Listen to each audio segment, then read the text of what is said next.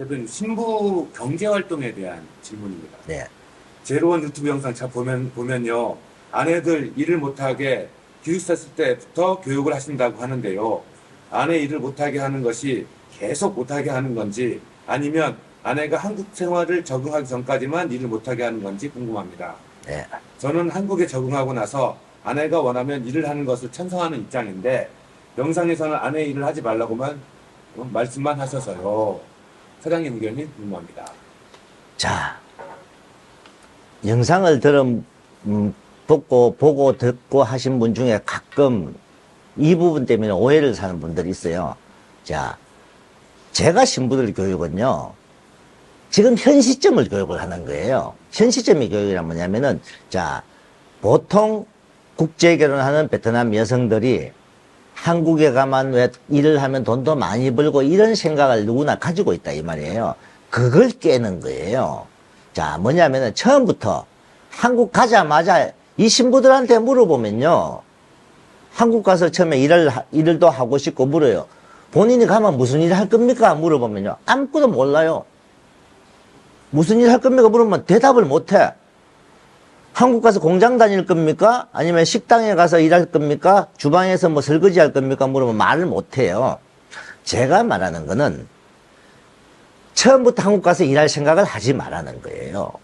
처음부터 가서 가정생활.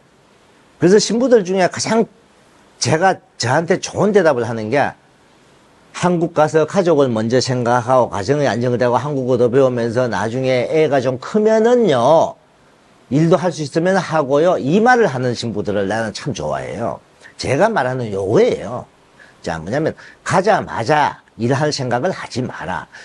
가자마자는 남편한테 사랑받는 아내가 먼저 되라. 그리고 가정에 충실하고 애기 놓고 애기 키우고 이런 쪽. 그러면서 자, 시간이 1년이 지나고 2년이 지나면서 한국어도 점점 이제 늘어나겠죠. 그리고 한 3년이 지나고 4년 지나고 애가 유치원 다니고 할 정도 되면은 이미 한국에 대해서도 많이 안단 말이에요. 그때도 공장에 가고 이런 거 하지 말라는 거예요. 그 기간 동안 본인이 뭘 배우든. 저는 합니다. 요즘 인터넷 물건 판매하는 것도 얼마나 많냐. 신부들한테. 그 기간 한국 가서 네가 있는 동안에 그런 거 하는 걸 배워라. 배운 다음에 집에서도 네가 할 수 있고 베트남 쪽으로 뭐 물건을 팔던 베트남 물건을 갖고 와서 한국에서 팔던 요즘 중간에 왜 배송해주는 사람이 얼마나 많습니까? 우리 따이공이라 그러잖아요. 매일 비행기 타고 왔다 갔다 하면서 막 몇십 킬로씩 보따리, 키로당 내가 알기로 7,000원인가 8,000원인가 아마 할 거예요. 그 사람들한테 의뢰하면은 물건 가지고 오고 하는 거. 그런 물건 판매하는 것도 좋고, 그런 조금은 노동적인 게 아니고 남편 체면도 생각하는 부분. 이 한국 사람들은 솔직히 저거 있잖아요. 남편이 어떤 일을 하는데 와이프가 가서 공장에 가서 일하느냐, 또 남편이 이런 일을 하는데 식당 가서 서빙할 거냐, 좀 체면은 생각해 주라는 거죠.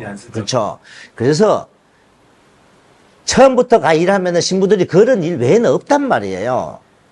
근데 이제 저는 가끔 가다 왜 우리 신부들 중에 그런 사람도 있어요. 심심하니까 한국 가서 한 5, 6개월 정도 지나면서 동네 주위에 뭔가 아르바이트 할 자리가 있다. 제가 결혼시킨 사람도 있어요. 그게 뭐 베트남으로 물건 보내고 하는 데인데 거기에 보면은 송장 적는 거 있어요. 신부가 가서 아르바이트 하루에 한 3시간씩 그런 거 적어주고 아르바이트. 그건 얼마든지 그런 거 가능한 거예요. 조금은 고급적인 일, 공장에 가서 일하는 게 아니고. 그 다음에 또 어떤 신부는 몇 시간씩 뭐 그 집에 애하고 좀 놀아주면서 또 이런 일도 있어요. 그거는 자기 나중에 애 키울 때를 대비해서도 좋은 거잖아요. 그런 쪽. 아르바이트 몇 시간 정도도 노동이 아닌 어떤 그런 거 정도 살살 한국도 배워가면서 이렇게 해서 나중에 몇 년이 지나고 충분히 한국에 대해서도 많이 알고 나서 조금 더 고급적인 일을 하라 이런 뜻입니다. 제가 말씀은 처음부터 일하지 말라는 것도 그거는 분명히 맞습니다. 저는 처음부터는 일하지 말라 합니다. 한국 가서 남편 결혼 생활을 먼저 생각해야 되고 자녀를 놓을 생각, 처음부터 일을 하려고 하면요, 자녀 놓을 생각 안 합니다. 아까 그분 말 맞다나, 나중에는 일하는 거는 저도 할 수 있으면 하라는 거죠.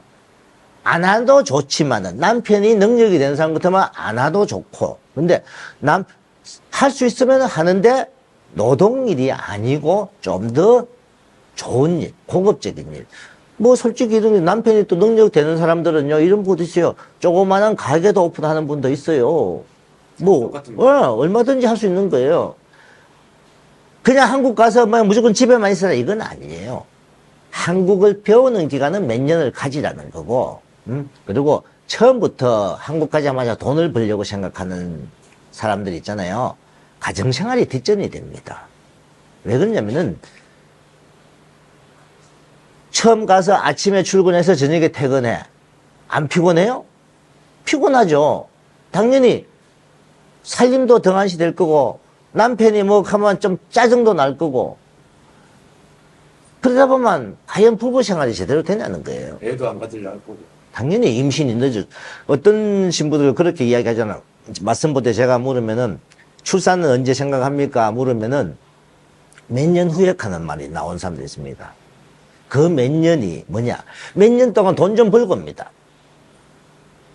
저는 그런 신부 안 추천 안 합니다, 절대. 신부들 입에서 처음에는 가정을 먼저 생각하고요. 몇 년 지나고 한국에서 많이 배운 다음에, 한국에서 배운 다음에 남편이 허락하면은 일도 좀 할 수 있으면 하면 좋고요. 이런 말 하는 신부예요.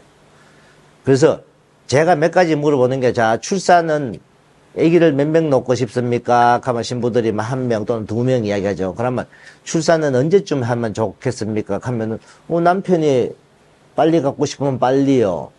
이런 식으로 순차적으로 이런 여러 가지 대화를 본단 말이에요. 그래서 가정 생활, 결혼 생활 이런 걸 먼저 생각하는 신부들 충분히 한국에 대해서 배우고 언젠가 조금 더 좋은 일자리로 뭐 집에 있으면 계속 심심하면 나중에 애 유치원 가면 뭐 해요? 응? 그때는 조금 좋은 쪽 일을 하라. 뭐 이런 뜻이지 전혀 일하지 마라가 아닙니다. 뭐 나중에 한국에서 5년 뭐 10년 살면서 한국에서 가게 하시는 분들 많아요 요즘은요. 응? 응? 또 신랑이 뭐 퇴직할 때가 나 앞으로 뭐 나 언젠가 대비해서 뭐 가게를 하나 두 가지 일을 남편이 좀 나중에 이제 샷담민도 될 수 있겠지만은 뭐 그런 준비를 하는 것도 좋은 거죠. 그래서 뭐 처음부터 자그마한 뭔가 시작할 수 있는 그걸 하는 걸 처음부터 배우라는 거예요. 몇 년 동안. 요즘 많이 베트남 사람들이 하는 거 이 베트남도 인터넷 판매 문화가 워낙 많잖아. 이걸 한국 가서 접목을 해보라 하는 거예요. 그래서 처음부터 일하지 마라 한 거는 아니다. 그거는 제 말하는 거에 오해입니다. 신부들한테 제가 교육을 시키는 거는 처음부터 가서 일할 생각하지 마라. 처음부터 가면은 너는 사랑받는 아내가 직업이라고 생각하고 한국 가서 뭔가를 배워라. 저는 신부들한테 이렇게 가르쳐요. 그래도 가끔 가다 신부들 뭐 한국 가면 남편이 허락하면 일 좀 하면 좋겠다는 생각을 갖고는 있죠. 그거는 어떻게 못해요, 저희들이. 자기 남편들한테 뭐 나중에 비자 받을 쯤 돼갖고 남편한테 그런 묻는 분이 있어요. 저는 오빠 나 한국 가면 일 좀 할 수 있어요? 물어요. 그러면 신랑분들이 처음에 와서 한국을 많이 배운 다음에 나중에 드라마 하세요. 네 하고 대답을 하죠.